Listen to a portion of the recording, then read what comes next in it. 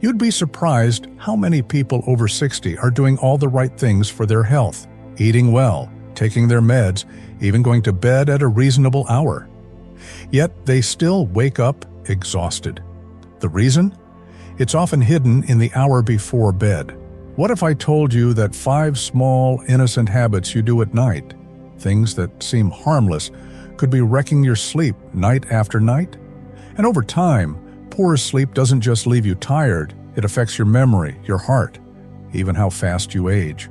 Here's the scary part. Some of these habits are recommended in magazines or passed around as healthy bedtime routines.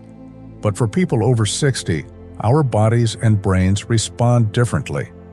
What helps a 30-year-old fall asleep might actually hurt you. In this video, I'll walk you through the 5 bedtime habits to avoid, and why the third one is so sneaky. Even sleep doctors are warning about it. Because after 60, sleep isn't just sleep, it's your body's way of healing. And what you do in that final hour of the day, that's where the magic or the damage really happens. Let's dive into the first one right now. The habit 1, falling asleep with the TV on. The soft murmur of a late-night show might seem comforting, but to your brain, it's chaos. Jim was 68 when he started sleeping with the TV on. After losing his wife, the silence at night felt unbearable. The gentle hum of old reruns gave him a sense of company, but every morning, Jim woke up groggy, head pounding, unsure why he felt more tired than when he went to bed. What Jim didn't realize, and what many seniors don't know, is that falling asleep with the TV on can deeply disturb your sleep cycles, especially after age 60. Here's why. Our brains rely on cues from our environment to regulate melatonin, the hormone that controls sleep. The flickering blue light from television screens, even with your eyes closed, signals your body to stay awake. It suppresses melatonin production, making it harder to fall into deep restorative sleep. And it's not just the light. The sound from the TV, laughter tracks, commercials, sudden volume changes, keeps your brain on high alert. You may think you're sleeping through it, but your brain is actually waking up repeatedly throughout the night. These are called microarousals, and over time they chip away at the quality of your rest. You might spend 8 hours in bed, but only get 4 hours of real, healing sleep. For older adults, sleep becomes lighter and more fragile with age. You spend less time in deep sleep to begin with. That means anything disrupting it, even background noise, has a much bigger impact. And when deep sleep suffers, so does your memory, your immune system, and your mood. Now, you might be thinking, but I need some kind of noise to fall asleep. That's completely understandable. The trick is replacing chaotic sound with calming, consistent sound. Try a white noise machine, soft instrumental music, or guided sleep meditations with a timer. These can help relax your nervous system without overstimulating your brain. Let's not forget the emotional side of this. For many, falling asleep with the TV on is more about comfort than entertainment. But here's a gentle truth. Your body deserves a more peaceful way to wind down. You can create that sense of comfort in other ways, like a warm blanket, a soft lamp, or even a bedtime ritual you look forward to. Jim eventually swapped out his TV for ocean sounds and a reading light on a timer. Within a few weeks, he felt sharper in the mornings. He was more alert, more cheerful, and surprisingly, more connected to his own thoughts. And he's not alone. Studies show that removing screens from the bedroom increases sleep quality by up to 37% in older adults. It's one small change that makes a big difference, but the TV isn't the only nighttime trap. There's another one, something that sounds healthy, even relaxing, but can actually leave you waking up groggy and sore at 2 a.m. Let's talk about that next. Habit 2, drinking herbal sleep teas too late. That calming cup of tea before bed might feel like a natural solution, but it could be the reason you're waking up sore, confused, or even in danger. Elaine, age 67, had a lovely nightly ritual.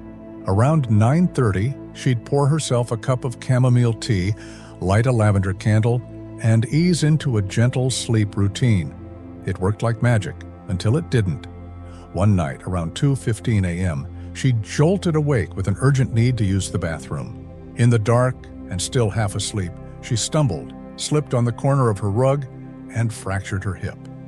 The next 6 months were a whirlwind of rehab, pain, and lost independence. What happened?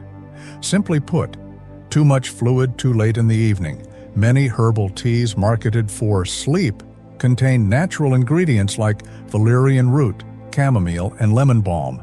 These can be helpful for calming the nervous system.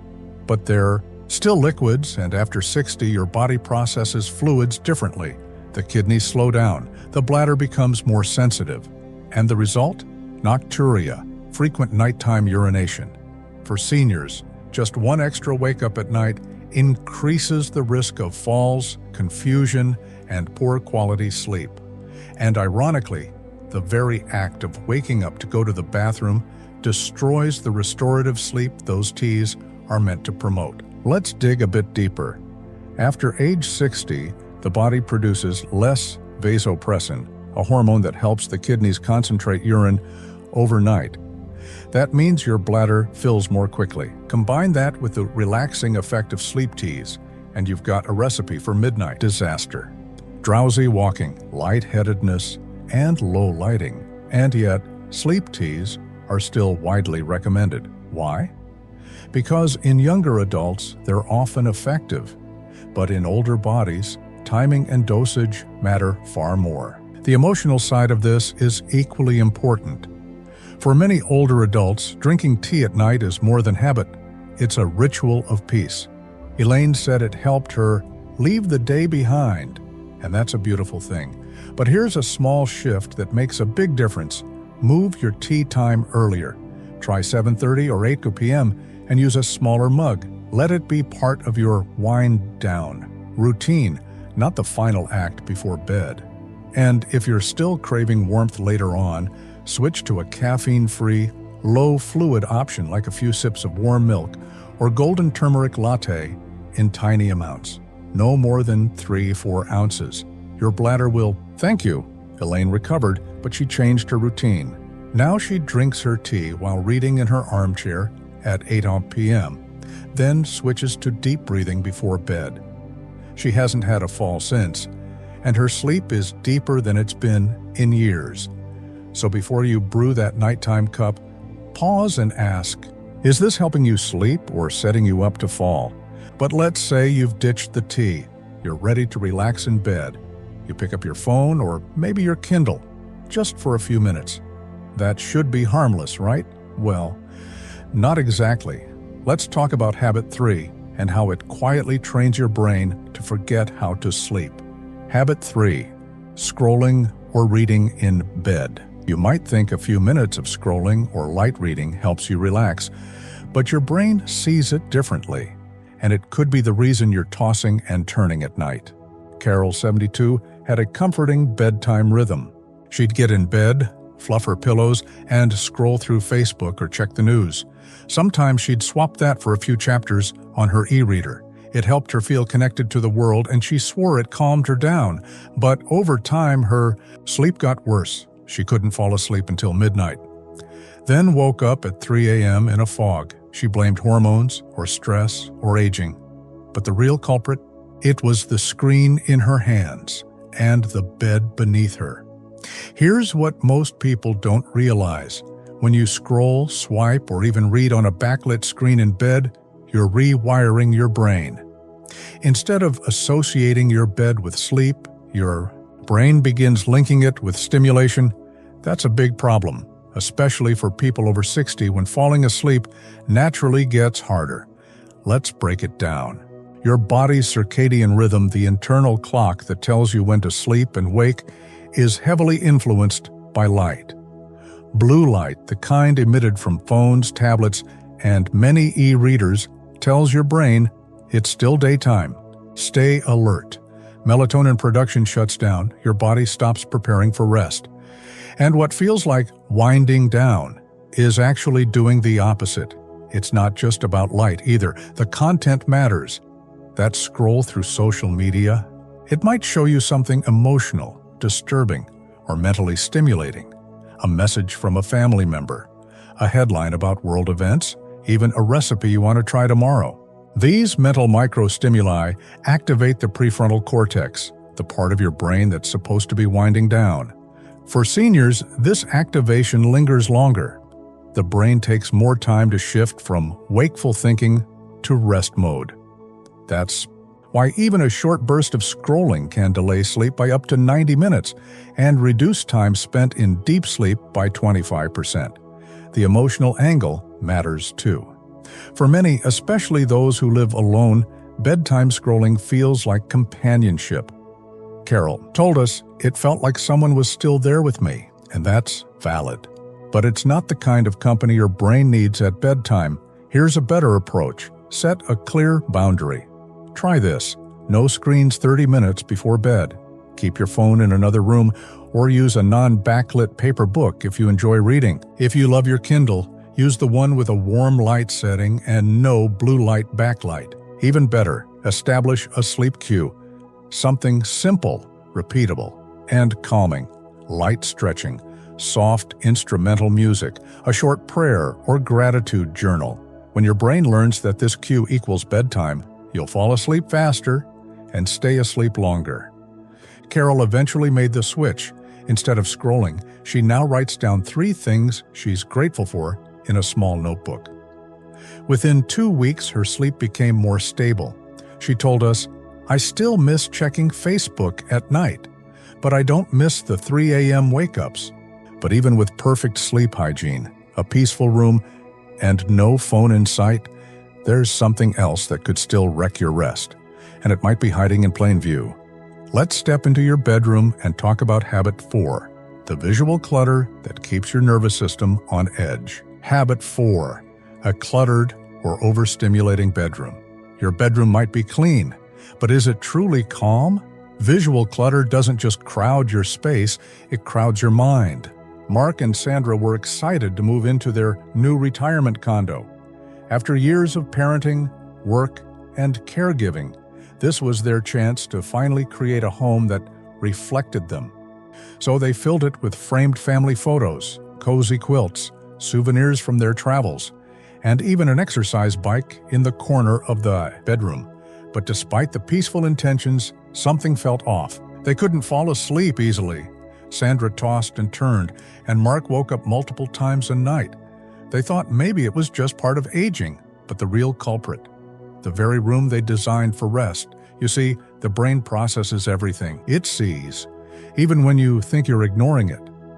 That pile of books on the nightstand, the blinking router light, the exercise equipment in the corner, it all sends subtle messages to the brain. Do more.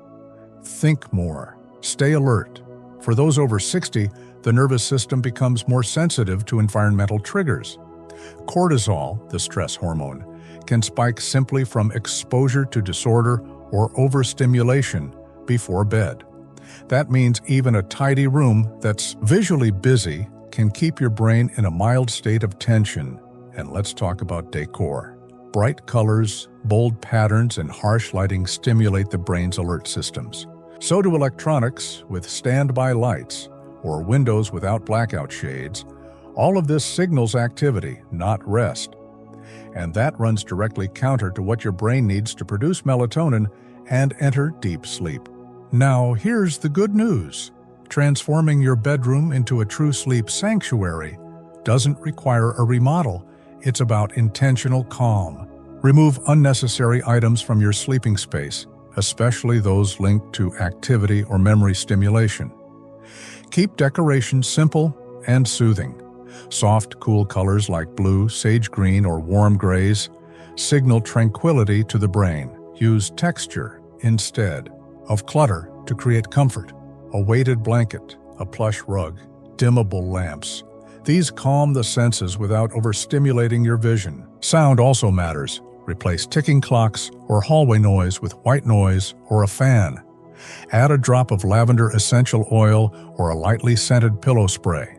These tiny cues help train your nervous system to relax at night, something especially powerful for older adults whose stress response tends to linger longer. Mark and Sandra made a few small changes. They moved the photos to the hallway, added blackout curtains, and took the exercise bike out. Sandra switched to a soft bedside light and started using a diffuser with lavender. Within a month, both were falling asleep faster and staying asleep longer. It's not about perfection. It's about sending your brain one clear message. This is a place for rest, only rest. But what if you've done everything right? No screens, no clutter, a calm bedtime ritual, and still your nights are restless. Well, there's one more bedtime habit that could be throwing everything off. And this one is particularly tricky because it often comes in a prescription bottle. Let's talk about habit 5 and why the timing of your medications could be wrecking your sleep without you even knowing it. Habit 5. Taking certain medications right before bed. Some medications are supposed to help you feel better, but if you take them at the wrong time, they can quietly rob you of sleep and even trigger dangerous side effects. Frank, age 74, couldn't figure out why his nights had become so uncomfortable. He wasn't in pain. He followed a good routine, but still, he'd wake up drenched in sweat or with a pounding heart. Some nights, his legs would twitch uncontrollably. Other times, he'd be wide awake at 3 a.m., staring at the ceiling. What he didn't realize was that the very medications he trusted were disrupting his sleep. As we age, our bodies process medications more slowly. The liver and kidneys don't clear drugs as quickly as they used to. That means side effects, especially those that affect the brain or nervous system, can become more pronounced and more persistent overnight. Let's look at a few common examples. Diuretics, water pills, for blood pressure, often taken in the evening, can lead to repeated nighttime bathroom trips. Decongestants or asthma inhalers can spike adrenaline levels, increasing heart rate and preventing restful sleep.